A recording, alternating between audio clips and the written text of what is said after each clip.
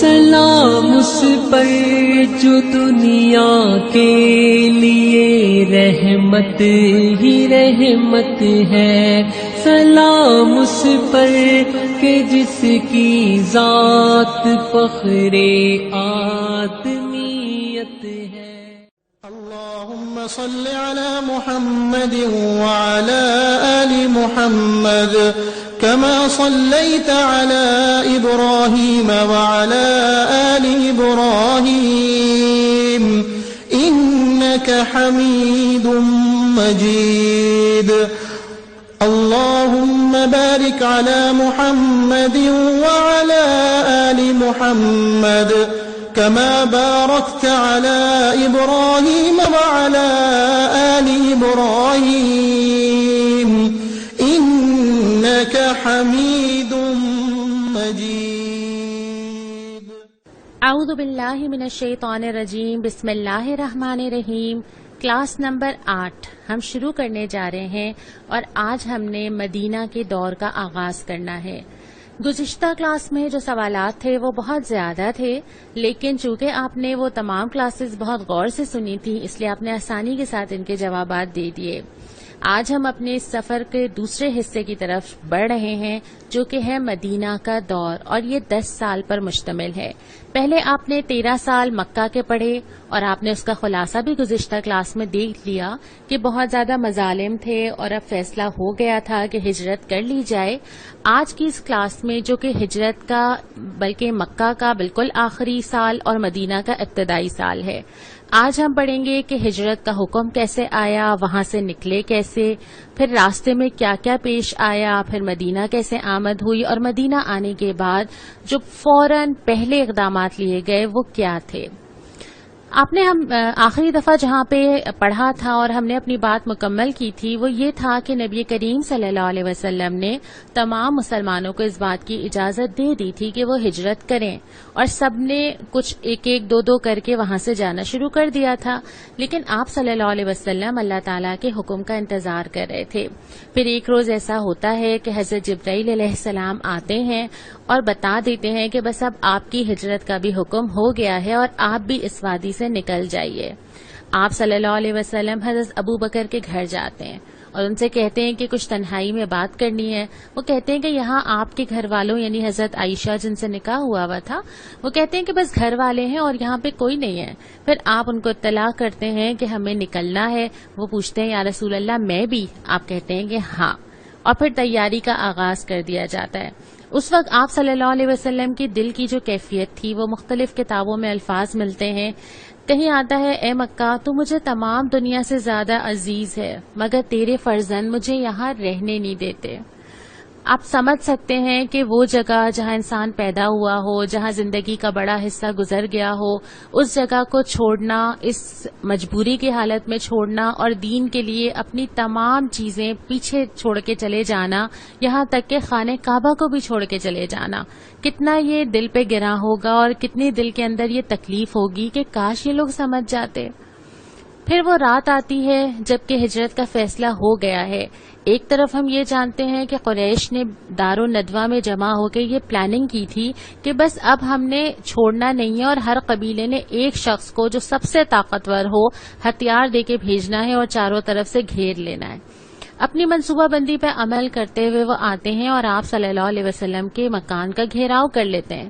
دوسری طرف آپ صلی اللہ علیہ وسلم اس حالت میں بھی جب اس شہر سے اس طرح نکالے جاتے ہیں، آپ حضرت علی رضی اللہ تعالی عنہ ان کے سپرد امانتیں کرتے ہیں، اور وہ تمام چیزیں جو قریش ان کے پاس رکھوایا کرتے تھے وہ دے کے، اور اس کے بعد پھر آپ حضرت علی سے فرماتے ہیں کہ تم میرے بستر پہ لیٹ جاؤ، اور اس کے بعد آپ وہاں سے نکلتے ہیں۔ یہاں پہ ایک کردار حضرت علی کا بھی نظر آتا ہے نا، کہ جن کو معلوم ہے کہ یہاں پہ اللہ کے نبی صلی اللہ علیہ وسلم کے بستر پر ان کی جگہ لیٹ جانے کا مطلب کیا ہے، اور ان کو اندازہ تھا نا کہ کیا کیا پیش آ سکتا ہے۔ اور اس کے بعد پھر آپ صلی اللہ علیہ وسلم سورہ یاسین کی یہ آیت پڑھ کے وہاں سے نکلتے ہیں۔ ایک روایت میں یہ بھی آتا ہے کہ آپ کے ہاتھ میں مٹی تھی جس کو آپ نے ان کفار کی طرف پھینکا اور ان کو محسوس ہوا کہ گویا ان کو کچھ نظر نہیں آ رہا، اور آپ صلی اللہ علیہ وسلم وہاں سے نکل جاتے ہیں اور ان کو پتہ بھی نہیں چلتا۔ اگلے روز جب ان کو پتہ چلتا ہے تو شدید غم و غصہ ہوتا ہے کہ وہ وہاں دیکھتے ہیں کہ وہاں پہ آپ صلی اللہ علیہ وسلم کی جگہ حضرت علی رضی اللہ تعالی عنہ ہیں. ان کو لے جایا جاتا ہے, حرم کعبہ میں محبوس رکھا جاتا ہے اور اس کے بعد پھر چھوڑ دیا جاتا ہے. لیکن تلاش شدت سے شروع ہو جاتی ہے. تمام راستوں پہ پہرے دیے جا رہے ہوتے ہیں, انعام کا اعلان کیا جاتا ہے. اور دوسری طرف آپ صلی اللہ علیہ وسلم حضرت ابو بکر صدیق رضی اللہ تعالی عنہ کے ساتھ نکلتے ہیں, لیکن راستہ مختلف اختیار کرتے ہیں. اور اس کے بعد پھر پہلے آپ غار ثور پہنچتے ہیں اور وہاں پر 3 دن کا قیام ہوتا ہے. ایک چھوٹی سی جگہ ہے, آپ جانتے ہیں کہ خوف کا عالم بھی ہوگا, آگے کیا پیش آنے والا ہے. اللہ کی مدد اور اللہ کے بھروسے کے علاوہ ہاتھ میں کچھ نہیں ہے.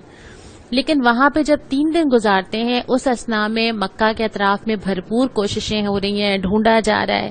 وہاں پر حضرت عبداللہ رضی اللہ تعالی عنہ جو حضرت ابو بکر رضی اللہ تعالی عنہ کے بیٹے تھے, وہ وہاں پر آیا کرتے تھے, رات وہاں پہ گزارا کرتے تھے, خبر بتایا کرتے تھے کہ مکہ میں کیا ہو رہا ہے, اور صبح وہاں سے روانہ ہو جاتے تھے. حضرت عامر بن فہیرہ جو حضرت ابو بکر کے غلام تھے, وہ بکریاں ہانکتے ہوئے اس طرح آتے تھے کہ رات میں وہ غار تک پہنچ جائیں.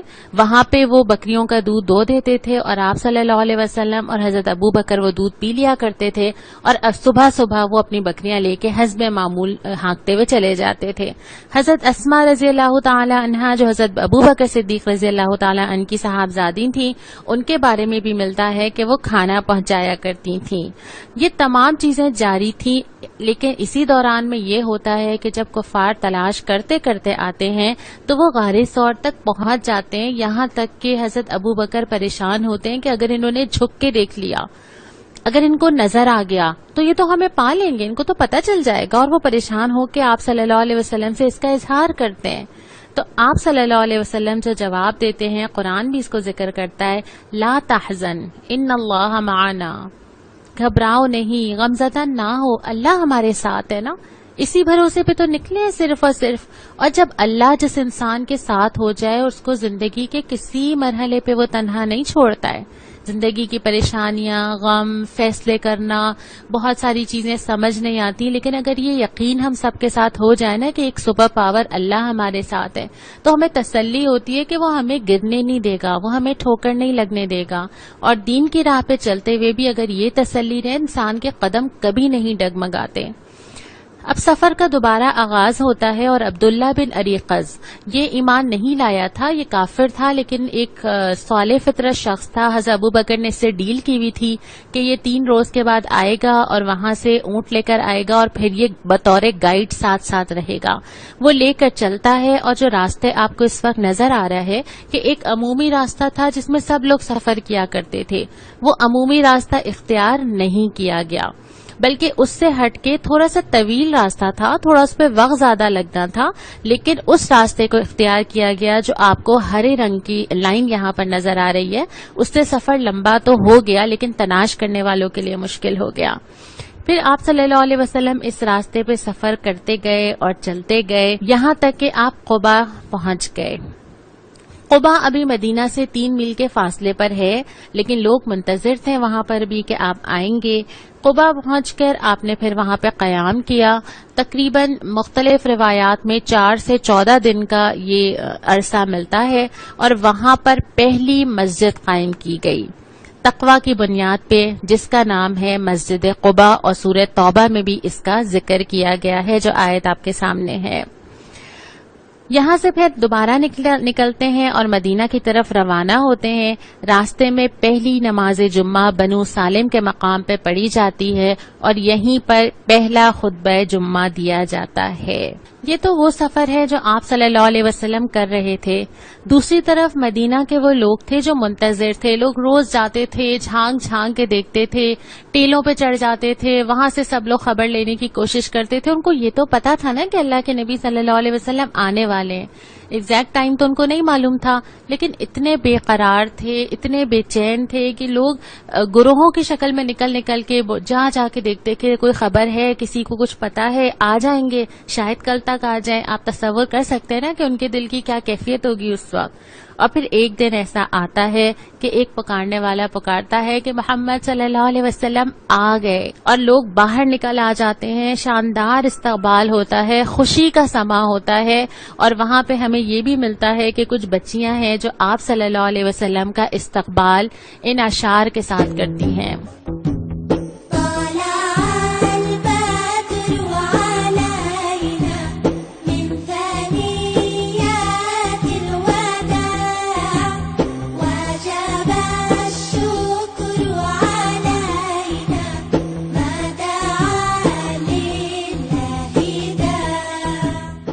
آپ صلی اللہ علیہ وسلم اس استقبال کے ساتھ مدینہ میں داخل ہوتے ہیں، ایک اطمینان، ایک سکون، ایک محبت، ایک دین کے لیے آگے بڑھنے کا جذبہ سب کے دلوں کے اندر ہے، اور پھر ہر ایک یہ چاہتا ہے کہ آپ صلی اللہ علیہ وسلم میرے گھر جائیں، میرے ساتھ رہیں، میری جگہ پہ اتریں۔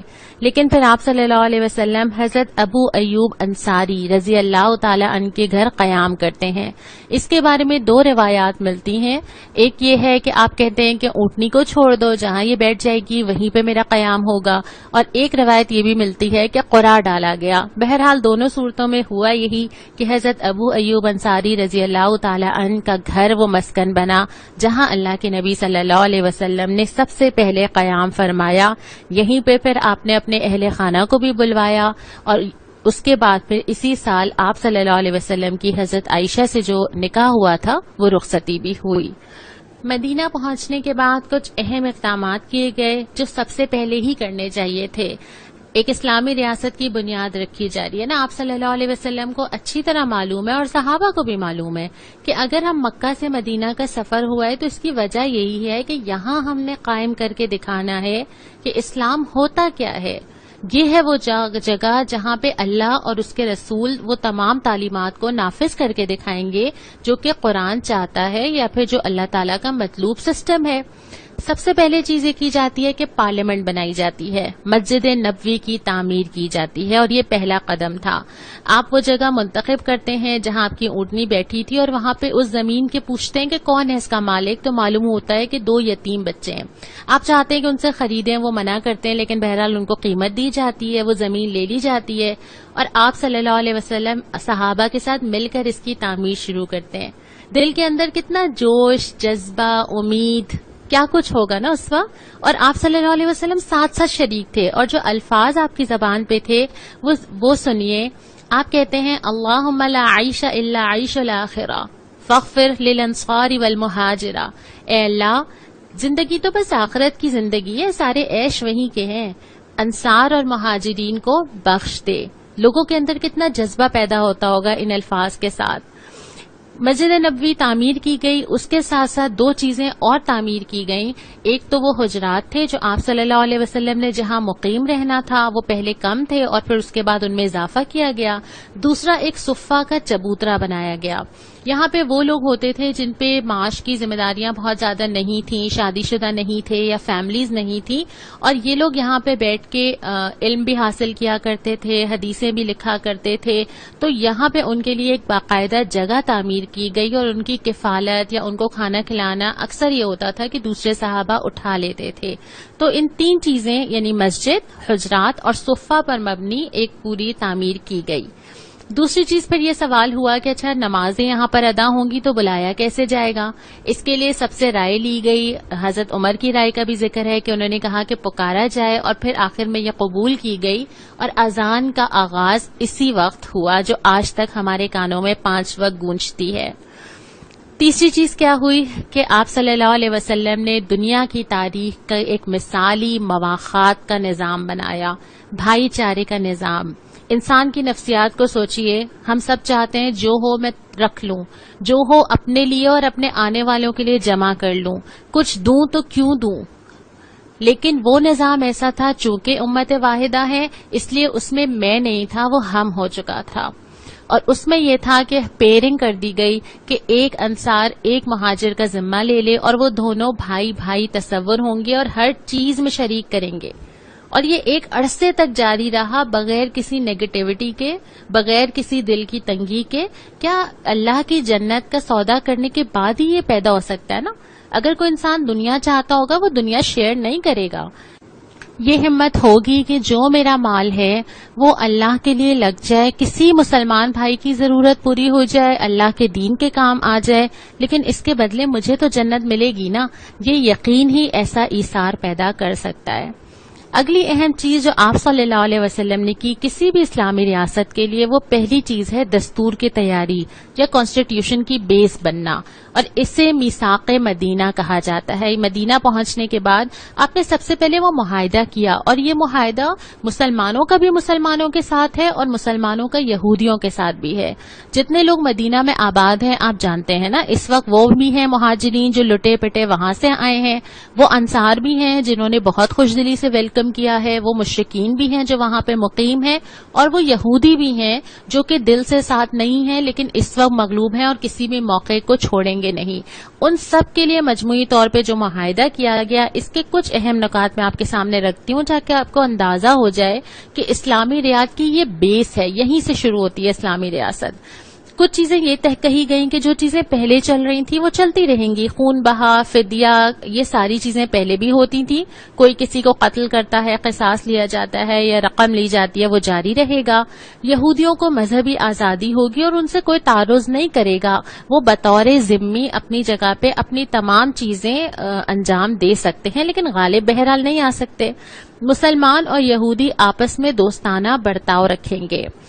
ان میں سے کسی کو بھی لڑائی پیش آئے گی تو سب ایک دوسرے کی مدد کریں گے، لیکن قریش کو کوئی امان نہیں دے گا. اگر مدینہ پہ حملہ ہوگا تو دونوں فریق مل کے مقابلہ کریں گے. کوئی صلح کرے گا تو دوسرا بھی اس میں شامل ہوگا، لیکن مذہبی لڑائی سے مستثنا ہے. مظلوم کی مدد اور ظالم کو روکنے کے لیے سب شریک ہوں گے.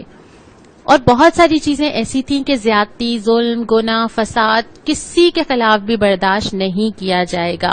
اور سب سے اہم ترین شیخ جو اسلام کی ریاست کی بنیاد ہے، جو پاکستان کی ریاست کی بنیاد ہے، وہ کیا ہے کہ ہر معاملے میں آخری فیصلہ اللہ اور رسول صلی اللہ علیہ وسلم کا ہوگا.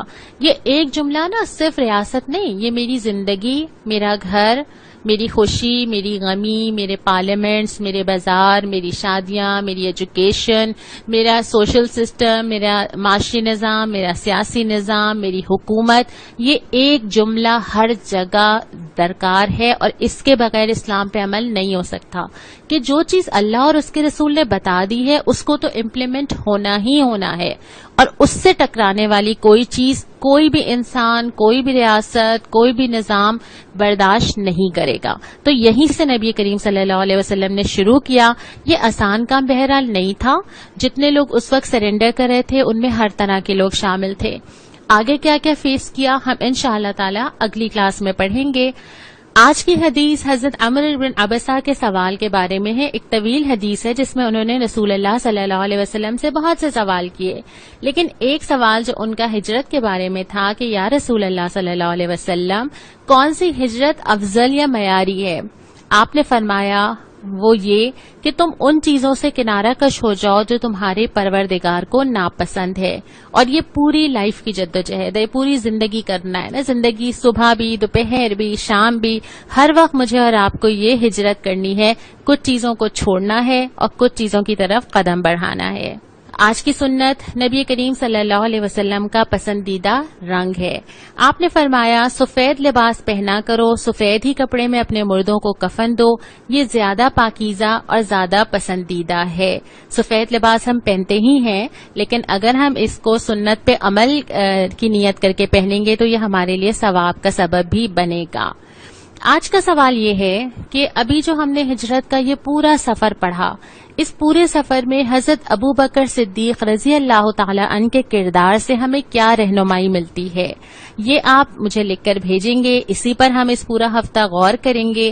آپ نے اس پورے ہفتے میں بہت ساری اپنی پسندیدہ نعتیں مجھے بھیجیں اور میں نے آپ سے یہ وعدہ کیا تھا کہ ہم بھی اپنی پسندیدہ نعت آپ کو سنائیں گے. تو آج کی یہ کلاس جو ہے وہ ہم آج اپنی پسندیدہ نعت پہ مکمل کرتے ہیں. انشاءاللہ ہم مدنی دور کا دوسرا سال اگلے ہفتے پڑھیں گے. السلام علیکم ورحمۃ اللہ. اللہ اللہ اللہ اللہ اللہ اللہ اللہ اللہ سلام اس پر جو دنیا کے لیے رحمت ہی رحمت ہے، سلام اس پر کہ جس کی ذات فخر آدمیت ہے، سلام اس پر کہ اسرار محبت جس نے سمجھائے، سلام اس پر کہ جس نے زخم کھا کر پھول برسائے، اللہ اللہ اللہ اللہ سلام اس پر کہ جس نے خون کے پیاسوں کو قبائیں دی، سلام اس پر کہ جس نے گالیاں سن کر دعائیں دی، سلام اس پر کہ جس کے گھر میں چاندی تھی نہ سونا تھا، سلام اس پر کہ ٹوٹا بوریا جس کا بچھونا تھا، سلام اس پر جو سچائی کی خاطر دکھ اٹھاتا تھا، سلام اس پر جو بھوکا رہ کے اوروں کو کھلاتا تھا، سلام اس پر جو امت کے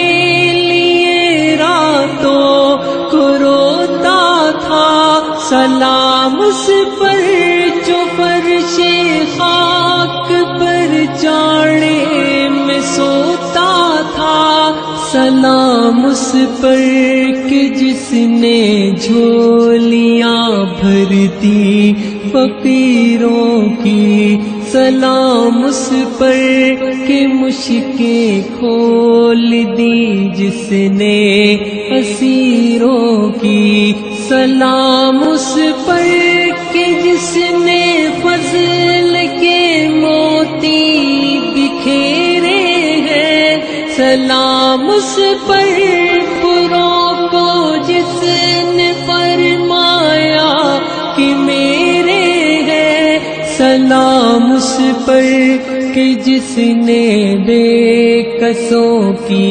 دستگیری کی، سلام اس پر کہ جس نے بادشاہی میں فقیری کی، سلام اس پر کہ جس کا نام لے کر اس کے شیدائی الٹ دیتے ہیں تخت قیصریت تاج دارائی، سلام اس پر کہ جس کے نام لیوا ہر زمانے میں بڑھا دیتے ہیں ٹکڑا سرفروشی کے فسانے میں، سلام اس ذات پر جس کے پریشان حال